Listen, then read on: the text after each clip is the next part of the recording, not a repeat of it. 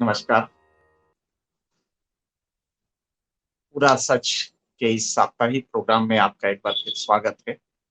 मैं हूं एन.के. सिंह। आज मैं अखबार देख रहा था और अपनी तैयारी कर रहा था कि आपसे हम किन मुद्दों पे रूबरू होंगे। एक हफ्ते में क्या-क्या हुआ है, तो अचानक खबर देखी कि अफ़गानिस्तान में तालिबान सरकार का एक कमांडर है, ज़ाहिर है वहाँ पे जो कमांडर होते हैं वो तालिबान ऑर्गेनाइज़ेशन के ही होते हैं और वो हार्डकोर एग्रेसिव उस प्रोसेस से आते हैं जिसके बारे में आप बखूबी अब जान गए होंगे। तो तालिबान कमांडर हेलीकॉप्टर से सेना के हेलीकॉप्टर से अपनी बीवी को लाने मायके से ससुराल लाने गया था, मतलब अपने घर लाने गया था। बीवी के वालिद को उसने 12 लाख रुपए भी दिए वहां की करेंसी में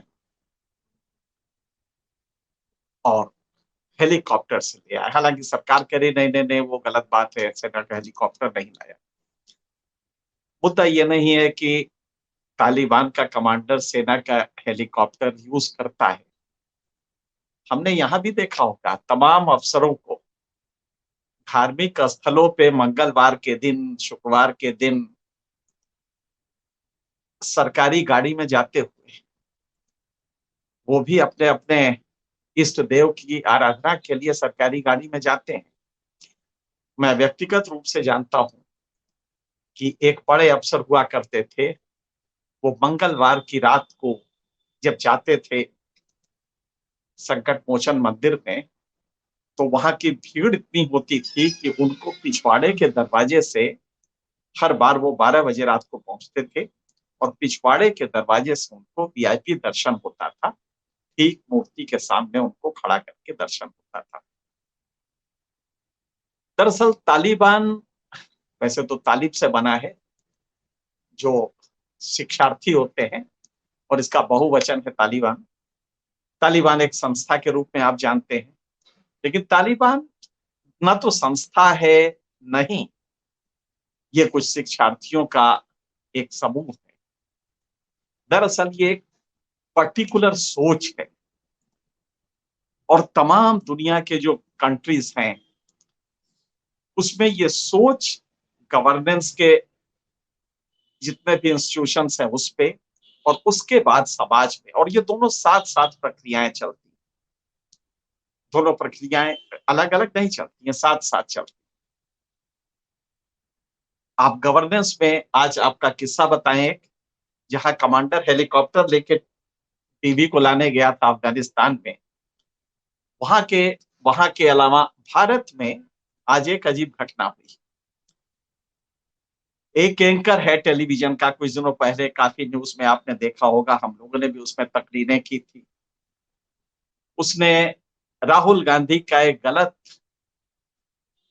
ट्वीट गलत ओकेजन पे लगा के, जो उदयपुर में घटना हुई थी उसमें लगा के, जबकि राहुल गांधी का रिएक्शन वो वायनाड पे उनके ऑफिस पे जो हमला हुआ था उसको लेके था। लेकिन इस एंकर ने और इस चैनल ने वो ट्वीट लगा के और बहुत कुछ कहा राहुल गांधी के बारे में। जाहिर है कांग्रेस आक्रोश में थी, कई जगह मुकदमे हुए। आज छत्तीसगढ़ की पुलिस उसको पकड़ने आई उस केस में। यहाँ पे यूपी की पुलिस है जो कि भाजपा के आ, इस समय मुख्यमंत्री के उसमें भाजपा सत्ताधारी दल है। छत्तीसगढ़ में गवर्नमेंट कांग्रेस की।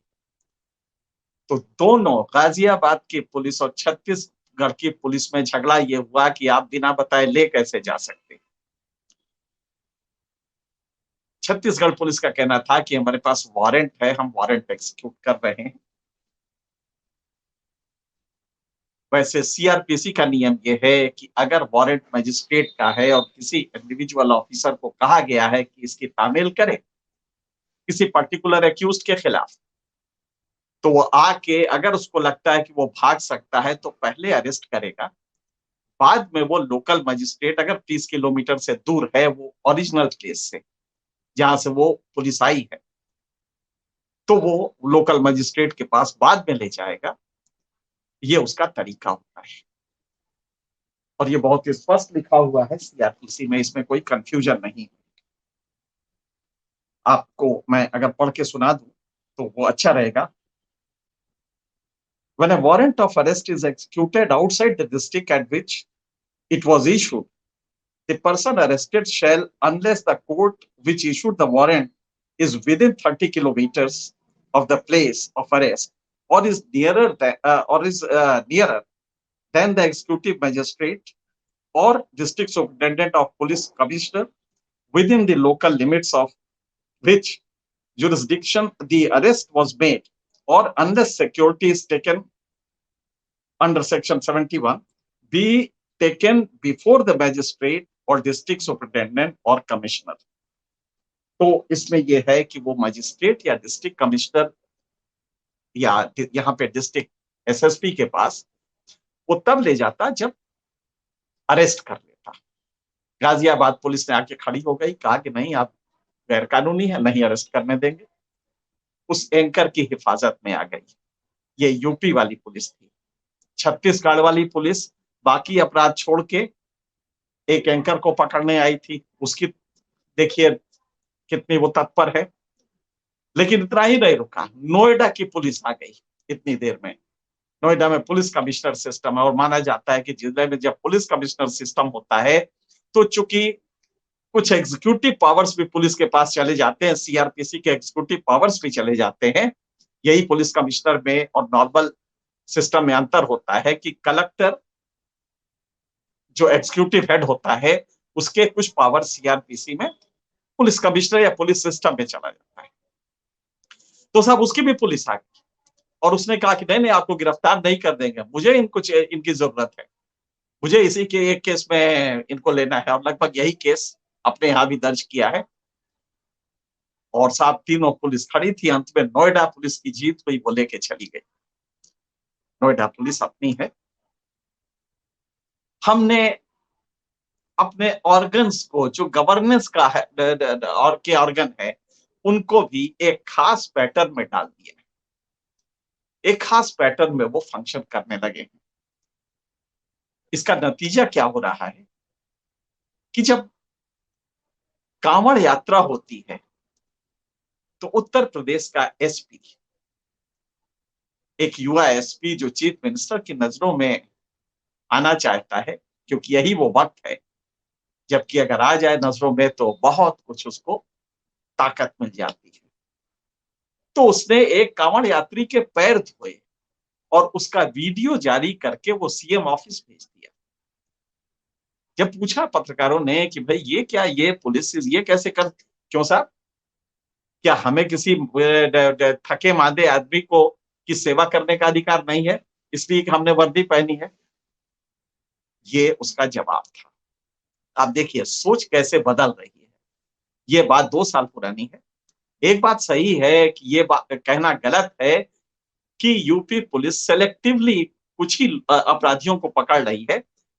ये बात सही है कि काफी अपराधी जो गैर मुस्लिम हैं वो भी इस समय उसके टारगेट में है और वो पकड़े गए हैं। मदन सिंह बद्दो वगैरह ये सारी जो देखें गाजियाबाद के नोएडा के अपराधी हैं वो नॉन मुस्लिम हैं, वो भी पकड़े गए हैं। लेकिन एक बड़े स्तर पे सोच का ये पूरा प्रोसेस देखिए तो गवर्नेंस का ये मॉडल एक नया हो रहा है। ये सिलसिला हो क्यों रहा है? इसलिए कि जब ये सोच विकसित की जाती है तो इसमें एक मैसेज साफ होता है, मदद करोगे तो तुम्हें बहुत कुछ मिलेगा और अगर कहीं नजरें तुम्हारी दूसरी तरफ हुई, अगर तुमने संविधान और ये चीजें देखनी शुरू की और कानून के हिसाब से पलट के जवाब देना शुरू किया तो तुम्हारी वो दुर्गति होगी कि तुम्हें समझ में भी नहीं आ गया कि हम कब आईएएस बने थे और कब सब कुछ गड़बड़ हो गया, कब कप्तान बने थे और कब सब कुछ गड़बड़ हो गया। ये एक प्रोसेस है, ये एक मैसेज होता है, और ये उन्हीं को नहीं होता है, ब्यूरोक्रेसी को ही नहीं होता है, ये पत्रकारों को भी होता है। एक बड़ा वर्ग है जो सजदा सिर्फ इसलिए कर रहा है, उसको मालूम है कि जबरदस्त रिवार्ड मिल रहा है। इस रिवार्ड को पूरी जिंदगी हम भूल नहीं पाएंगे। इस पूरी जिंदगी, सारी जिंदगी मेहनत कर जाए, लेकिन ये जो रिवार्ड मिल रहा है सिर्फ साथ में आने का, वो कहीं और नहीं मिल सकता। तो इसमें रिवार्ड गिविंग सिस्टम भी उतना ही फयाज दिली से होता है जितना सख्त प्रतिकार होता है अगर आपने इसके खिलाफ कुछ करने की कोशिश की। ये बहुत स्पष्ट मैसेज होता है और हर इंस्टीट्यूशन को होता है। तो गवर्नेंस में ये आ जाता है। आप सोच के स्तर पे देखिए, एक ऐसा देश, एक ऐसा समाज जिसमें कि लड़के युवा नौकरी नहीं पा रहे हैं, तो नौकरी नहीं पा रहे हैं तो उनको तलाश है, और वो बहुत ही एक वैसी जिंदगी जीत, आप जानते हैं कि युवा को नौकरी नहीं मिलती है तो समाज में उसकी क्या हालत होती है। तो वो बीजेपी का चोला पहनने लगा, और ये बीजेपी की ही बात नहीं है, जो भी सत्ताधारी आता है उसका चोला पहनता है। समाजवादी पार्टी के जाने के पीछे सबसे ज्यादा उत्तर प्रदेश में यही रहा। आज अगर आप वेस्ट बंगाल में देखें तो यही है, या तो उस तरफ है या उस तरफ है। वो ममता बनर्जी के एक टिपिकल स्टाइल में लुम्पेनाइज्ड पॉलिटिकल प्रोसेस है, या वो दूसरी तरफ है, वो भाजपा के साथ है। वो युवा, क्योंकि उसको जानता है कि इंस्टेंट रिकॉग्निशन है इसमें, इसमें प्रतिकार और रिवार्ड दोनों का इतना जबरदस्त सिस्टम है कि आपको जिंदगी भर वो याद रहेगा। लिहाजा आप या तो इस साइड होते हैं या उस साइड होते हैं, दोनों तरफ से मिलता है। वैसे थोड़ा वेट करना पड़ेगा, अलग बात है, लेकिन मिलता दोनों तरफ से। तो यहाँ पे आज आप देखिए, एक घटना हुई है गाजियाबाद में ही। एक भाजपा का युवा मोर्चा का तथा कोई अध्यक्ष था, उसको एक एसपी ने कैंपेन चलाया है जिसके तहत गाड़ियां चेक की जा रही अपराधियों के लिए, और ऐसे भी चेक करके पुलिस के प्रेजेंस ऑफ पुलिस का। और ये सिस्टम बहुत अच्छा है कि आप इस तरह की चेकिंग करते हैं, अगर हरेसमेंट नहीं करते तो वाकई वो एक अच्छी चीज होती है। अपराधी उसे देख के भाग जाता है, जेन्युइन आदमी को ज्यादा दिक्कत नहीं। तो ये एक अच्छा प्रयास था गाजियाबाद डिस्ट्रिक्ट पुलिस का। उसमें जाहिर है कि पूछा गया कि हेलमेट लगाया है कि नहीं, तो एक व्यक्ति ने बताया कि वो भाजपा युवा मोर्चा का अध्यक्ष है, कोई लोकल होता है, जिलों में कई होते हैं ऐसे लोकल, सत्ता में है। क्या हुआ दोनों के बीच में, इनका कहना है कि उसने बदतमीजी की, मारपीट की। लेकिन ऐसे दरोगा मारपीट करेगा थोड़ा सा मुश्किल लगता है। अब उसकी रिकॉर्डिंग तो कहीं है नहीं मारपीट की, लेकिन इतना जरूर है कि दोनों के बीच में बातचीत जो भी हुआ हो, वहां पे सारे भाजपा के लोग पहुंचे, भाजपा युवा दल के, और साहब उस दरोगा को सस्पेंड कर दिया गया। कुछ दिन पहले अभी चुनाव हुआ था, और आपको ताज्जुब होगा कि उस चुनाव में पोलिंग सेंटर में जाने के लिए, जब विधानसभा का चुनाव हो रहा था, एक सांसद बीजेपी के और यहाँ एक महापौर, ये दोनों जबरदस्ती जिद करने लगे एसएसपी से कि हम जाएंगे, और एसएसपी ने कह दिया नहीं जा, आपको नहीं जा सकते, आपकी कोई अथॉरिटी नहीं है आपकी। इस पे कुछ चर्चा हुई। आप ताज्जुब करेंगे, चुनाव के बाद उस एसएसपी को सस्पेंड कर दिया गया, मैसेज पूरा चला गया। सोच की प्रक्रिया एडमिनिस्ट्रेशन की बदल जाएगी। गवर्नेंस का जो गुरूर होता है, जिसको हम अक्सर आपसे कहते हैं, जो संविधान से आता है, उसके आईएएस पास कर, सिविल सर्विसेज पास करने से नहीं आता। वो संविधान का गुरूर है जो आर्टिकल 311 देता है, जो सरदार पटेल बना के गए। उस गुरूर को आप किल कर देते हैं एक एसएसपी का ट्रांसफर करके, इसलिए कि एमपी और मेयर आपसे शिकायत करता है तो आप एसएसपी का ट्रांसफर कर देते हैं। तो वो गुरूर उसका किल हो जाता है, और ये मैसेज चला जाता है कि बीजेपी वालों से पंगा ना लेना, सत्ता में जो हो उससे पंगा नहीं लिया जाता है। ये सारे डिस्ट्रिक्ट पुलिस चीफ को चला गया, अब वो कैसे कंडक्ट करेंगे अपने को, जरा सोचिए। ये दरोगा जो सस्पेंड हुआ है, अब क्या किसी की दरोगा की हिम्मत होगी कि वो किसी सैफरन पहने हुए भाजपा का झंडा लगाए हुए कार में, और आप जानते हैं कि जितने भी लंपट हैं जो पहले समाजवादी पार्टी का झंडा लगा के घूमते थे पुलिस वालों को, उस पुलिस वाले से जिसे देख के ये दहशत से दूसरा रास्ता पकड़ लेता था, वही युवा चोला पहन लेता है, एक गाड़ी में झंडा लगा लेता है और उसके बाद वो पुलिस वालों को धमकाता है। इधर मोहल्ले वाले भी टेरराइज रहते हैं कि अब तो ये भाजपा वाला हो गया है या समाजवादी पार्टी जो सत्ता में है तो उसका हो गया है। आप जरा सोचिए, इस मैसेज के बाद जो युवा बेरोजगार है उसके पास एक ही लक्ष्य होगा, यार जल्दी से चोला बदलो और हम भी भाजपा युवा हो जाए, युवा मोर्चा के सदस्य हो जाए, कल से लगा के घूमेंगे और फिर दरोगा जी को देखते हैं। बहुत अकड़ता था ना। आप उसकी रीढ़, उसके गुरूर जो होता है गवर्नेंस का, आपने उसकी खत्म कर दी। पूरे जिले में अब दरोगा की हिम्मत नहीं पड़ेगी। और ये भी छोड़िए, वो जो कप्तान बदला गया है, सस्पेंड किया गया है, सस्पेंशन बड़ी चीज होती है, आईपीएस का सस्पेंशन। वो करप्शन नहीं कर रहा था, वो कुत्ता नहीं घुमा रहा था, बीवी के साथ कुत्ता नहीं घुमा रहा था स्टेडियम में। वो इस बात से सस्पेंड हुआ कि हिमाकत कैसे की कि तुम मेंबर पार्लियामेंट कुछ कह रहा है, हिम्मत कैसे हुई कि बीजेपी उसने बताया, वो तुम जानते हो कि मेंबर पार्लियामेंट है और तुमने ये कर दिया। तो चुनाव के बाद कारण जो भी दिए गए हों, लेकिन हर आईपीएस ये पूरे प्रदेश में जान गया, बल्कि देश में जान गया कि एसपी सस्पेंड क्यों होता है। रीढ़ की हड्डी आपने तोड़ दी। सोच का जो तालिबानाइजेशन होता है उसके यही प्रोसेस है। एक तरफ गवर्नेंस से आप करते हैं, दूसरी तरफ समाज में शुरू करते हैं। अब समाज का आप देख लीजिएगा,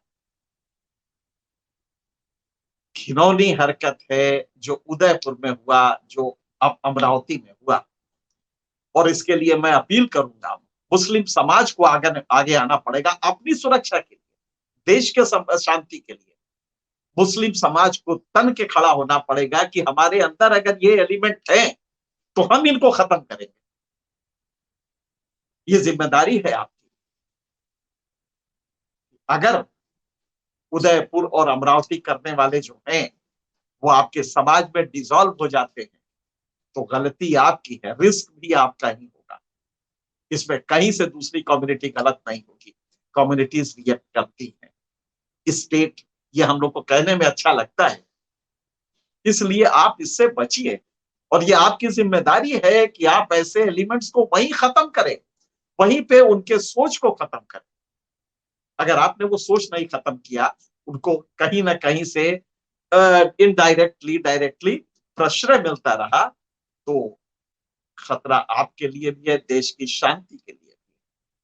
और ये ना समझिए कि ये करके अब ये चल पाएगा, ये बिल्कुल अलग होगा। लिहाजा ये तो एक पक्ष है, लेकिन आप जरा दूसरा पहलू देखिए तालिबानी सोच का। तालिबानी सोच किसी एक पर्टिकुलर रिलीजन की तरफ नहीं होता है। जैसे ही ये घटना हुई तो उसके प्रतिकार में हरियाणा की एक पंचायत ने रिटर्न लिख के दिया और फैसला बताया कि यहाँ पे जो भी एक पर्टिकुलर कम्युनिटी के लोगों से सामान खरीदेगा उस पे 1,000 से 5,000 रुपया जुर्माना हो। कम्युनिटी कौन सी है आप जानते हैं। और ये आया फरमान कि अगर कोई उस कम्युनिटी के लोगों से, और जानते हैं उस कम्युनिटी के लोग काफी कुछ फल सब्जी वगैरह बेचते हैं, अगर आप ये सोच रखेंगे और इस सोच को कल आप प्रश्रय इस तरह देंगे कि उस पंचायत का जो अध्यक्ष है या मेन आदमी है उसको आप एमएलए का टिकट दे देंगे, तो फिर ये देश में शांति रहेगी कैसे। पंचायत अगर रिटेल ये देता है, उसी तरह अंडे का आपने गुजरात में देखा, कि अंडा बेचने वालों को वहां से हटा दिया गया कि नहीं साहब, अंडा तो बिकेगा ही नहीं। और ये बात वहां की नगर पालिकाओं ने किया। तो आप तालिबानी सोच एक तरफा नहीं होता है। आप एक तरफ पूरे प्रशासन को उस तरह का बना रहे हैं, रीढ़ विहीन कर दे रहे हैं। अब वो सिर्फ एक ही बात कहेगा, एक ही बात वो जानता है। और इस तरह से, लेकिन एक बात ध्यान रखिए, इस तरह के लुम्पेन्स जब आपकी पार्टी में झंडा लगा के चलेंगे, तो जिस तरह हम एक कम्युनिटी को कह रहे हैं कि वो उनको ऐसे लोगों को दबाए, इसी तरह आप भी अगर ये नहीं दबाते हैं तो मोहल्ले में जो आतंक वो करेगा उसके ऊपर गौर कीजिएगा। और वो आतंक आपको नजदीक जनता के नहीं ले जाएगा। ये भाजपा को भी सोचना पड़ेगा, समाजवादी पार्टी को भी सोचना चाहिए था। जब उसके लफंगे लगा के झंडा घूम रहे थे तो प्रचार नहीं हो रहा था, दुष्प्रचार हो रहा था। हम सब लोगों ने देखा कि जो जिस तरह के ये लुम्पेंस है मोहल्ले के, जिनको नौकरी कहीं नहीं मिली है, उन्होंने समाजवादी झंडा, सत्ताधारी समाजवादी पार्टी का झंडा लगा रखा था। एक जमाने में कांग्रेस का लगता था, आजकल वो बीजेपी का लगा रहे हैं। तो अगर बीजेपी को एक शालीन पार्टी, अगर तालिबानाइजेशन का ये मॉडल लाना है तो अलग बात है, सोच का तालिबानाइजेशन करना है तो अलग बात है। लेकिन ये बीजेपी को भी सोचना पड़ेगा कि गाड़ी में झंडा लगा के दरोगा को धमकाने वाले, एसपी को आतंकित करने वाले, ये अगर रहेंगे तो अखबारों में खबर जाएगी, तो उसमें वो लुम्पेंस तो आपके साथ होंगे, लेकिन जो जेन्यून है उसको दहशत ये होगी कि अच्छा ये भी पार्टी वही है। तो आपका कांग्रेसाइजेशन जो कहा जाता है वो तो छोड़ दीजिए, अच्छा आप आइडियोलॉजिकल पार्टी है, ये खतरा आपसे ज्यादा होता है, क्योंकि आप आइडियोलॉजिकल पार्टी अपने कहते हैं और है भी। एक पर्टिकुलर आइडियोलॉजी आप रखिए, लेकिन उसका तालिबानीकरण जब होने लगता है तब ये लुम्पेंस आपके साथ होते हैं। जब वो सत्ता में होते हैं तो हेलीकॉप्टर से बीवी को जैसे अफगानिस्तान में लाया गया, और जब सत्ता में नहीं होते हैं तो वो किसी एसपी को धमकाया करते हैं। और रीढ़ जो गवर्नेंस के गुरूर की होती है, उस गुरूर को खत्म कर देते हैं।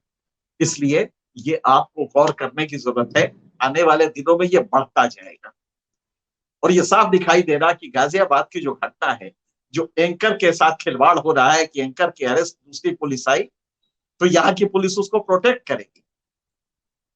ये सब जो कर रहे हैं, इससे जो मैसेज जाएगा जनता में बहुत अच्छा नहीं जाता। ये आपको देखने में लगता है कि मोदी जी के नाम पे 36% वोट लोकसभा में मिले हैं, लेकिन इसको उतरने में बहुत टाइम नहीं लगता है। मुझे याद है कि जब राम मंदिर में रामलला की मूर्ति रातों रात रखी गई, रामलला विराजमान की मूर्ति रखी गई और बाहर करीब दर्जनों लोगों ने भय प्रकट कृपाला दीन दयाला कौशल्या हितकारी गाना शुरू किया, तो बरकत अली, असली बात क्या थी ये अभी हमें एक किताब से पता लगी जो हमारे एक मित्र ने लिखी थी, हे राम तू जय श्री राम। उसमें उन्होंने लिखा था, ये बताया कि बरकत अली सिपाही ड्यूटी पे था, लेकिन उस दिन वो देर से उठा और जो रिलीविंग था वो हिंदू था सिपाही, उसने इसको जानबूझ के नहीं जगाया। तो 1 घंटे बाद उठा, तब तक मूर्ति वहां पे डाल दी गई थी और बाहर भजन हो रहा था। पूरे देश में यह खबर फैलने लगी कि राम प्रकट हुए। अब बरकत अली की समस्या ये हुई कि अगर वो कहे कि हम देर से ड्यूटी ज्वाइन किए तो सस्पेंड हो जाएगा। तो उसने कहा कि साहब नहीं, मैं तो जगह तो ऐसी रोशनी पूरी लगी, हमारी आंखें चकाचौंध हो गई, और उस रोशनी के जब खत्म हुआ, बंद हुआ, तो हमने देखा कि यहाँ पे यह मूर्ति विराजमान, बरकत अली ने कहा। अब आप गौर कीजिएगा, उस समय जो सिटी मजिस्ट्रेट था वो बीजेपी का जिला अध्यक्ष बना, बाद में एमएलए रहा कई टर्म। उसी के साथ जो डिस्ट्रिक्ट मजिस्ट्रेट था नायर, वो मियां बीबी कई टर्म लोकसभा के रहे, वो बीजेपी के टिकट से रहे, कई टर्म लोकसभा में रहे और बीबी भी रही। ये दोनों का हो गया। यहां तक कि जो ड्राइवर था डिस्ट्रिक्ट मजिस्ट्रेट का, वो भी एमएलए का टिकट पाया। तो इसमें रिवार्ड गिविंग सिस्टम गजब का है। इसमें आपका ड्राइवर भी एमएलए बन सकता है, कानून बनाने वाला बन सकता है, सिर्फ आप वो सोच अपनी बदल दीजिए। तो सोच, आज लड़ाई इसी की है कि अगर आपने सोच, गौर आप करिएगा, सब कुछ आपका खत्म होगा। अगर आप ये सोच की तरफ रुझान रखते हैं तो आपको ये अंदाजा नहीं है कि आने वाले दिनों में ये जो आपके बेटे हैं, इनकी रोजी नहीं रहेगी। एक अजीब सा सिलसिला शुरू हुआ जो कि जिसमें कि जो ऊपर के लोग होंगे वो तो हेलीकॉप्टर पे घूमेंगे, लेकिन आपका बेटा नौकरी नहीं पा पाएगा। इस सोच से बचिए। इशू क्या होना चाहिए? इशू आज के यही होना चाहिए, कोई नूपुर शर्मा, वो तो आज देश की एक बड़ी वो बन गई, उसको भी खुशी हो रही होगी कि देखो बगैर कुछ किए मैं जिंदगी भर पत्रकारों के पढ़ते पढ़ते मर गया, मुझे कोई जानता भी नहीं है, लेकिन नूपुर शर्मा जानी जाती है एक स्टेटमेंट देके, ये एंकर जाना जाता है एक गलत राहुल गांधी का ट्वीट करके। कैसा है रिवार्ड गिविंग सिस्टम, आप देखिए। और इसके दोषी कौन है? सिर्फ सत्ता में बैठे लोग नहीं हैं, आप खुद दोषी हैं। आप जब खुद ये काम करेंगे तो दोष किसको दिया जाएगा? हमारा समाज अगर इस तरह का होगा, गुरदासपुर में एक आईपीएस है, उसको बलात्कार में गिरफ्तार किया गया आज। उसके यहाँ अपने पति के खिलाफ कंप्लेंट करने आई एक औरत, व्यभिचारी पति था ऐसा वो कहती थी। तो कप्तान साहब ने कंप्लेंट करने के नाम पे उससे व्यभिचार कर दिया, उसके साथ बलात्कार किया, उनको अरेस्ट किया गया है। आप एक इंक्वायरी कमेटी बैठी और वहां की सरकार ने अभी अभी उनको अरेस्ट किया। वो आईपीएस था। हमारा आईपीएस इस तरह का अगर क्वालिटी रखेगा, कहाँ है वो नैतिक ताकत समाज की, जिसमें हम मंदिर भी जाए, मस्जिद भी जाए, गुरुद्वारे भी जाए? इशू कहाँ है ये? इशू तो है कि मेरे बेटे की नौकरी लग रही है कि नहीं, अंबानी की कैसे बढ़ रही है, अडानी कैसे हमारे जीवन के हर चीज में, हमारे खर्च के हर चीज में अडानी का सामान दिखाई दे रहा है। दाल भी अडानी बेच रहा है, आटा भी अडानी बेच रहा है। हमारा वो लड़का क्या, जो किसान का बेटा है, जो गेहूं पैदा कर सकता है, वो आटा नहीं बना सकता क्या? लेकिन हमने उसके हाथ काट दिए, आटा वो नहीं बना पाएगा क्योंकि उसके लिए पूंजी चाहिए। पूंजी बैंक देती है, बैंक बड़े लोगों को देती है और फिर वो पूंजी लेके भाग जाते हैं विदेश। इस सिस्टम को समझे, सोच बदले अपनी, और तब आप पाएंगे कि ज्यादा टाइम नहीं लगेगा, 5-10 साल में ये देश बदलना शुरू करेगा। लेकिन उसके लिए आपको अपने को बदलना पड़ेगा। आप किसी एमएलए से गिड़गिड़ा के अगर बच्चे की नौकरी के लिए कहेंगे, वहीं पे वो गलती हो जाएगी, क्योंकि उसके बाद एमएलए क्या करेगा? जो एसपी के यहाँ वो पत्नी गई थी पति की शिकायत करने, उसी ने उसके साथ बलात्कार किया। तो हम इस सिस्टम से याचक बन के गैर कानूनी चीजें कराने जाएंगे तो वो तो यही चाहता है। लिहाजा हम अपनी सोच स्ट्रेट रखें। मंदिर हो, मस्जिद हो, गुरुद्वारा हो, इशू ये है ही नहीं है। इशू कहीं दूर दूर तक कुछ और है। हमारी जेबें कटती जा रही हैं, हमारे बेटे बेरोजगार हो रहे हैं और कोई अडानी अंबानी बढ़ रहा है। हम इशू वो उठाएं और वोट उस पे दें, चीजें बदल जाएंगी। आज तक के लिए इतना। अगले हफ्ते फिर किसी और मुद्दे पे मिलेंगे। तब तक के लिए सत्य हिंदी का ऐप डाउनलोड करें गूगल प्ले स्टोर पर।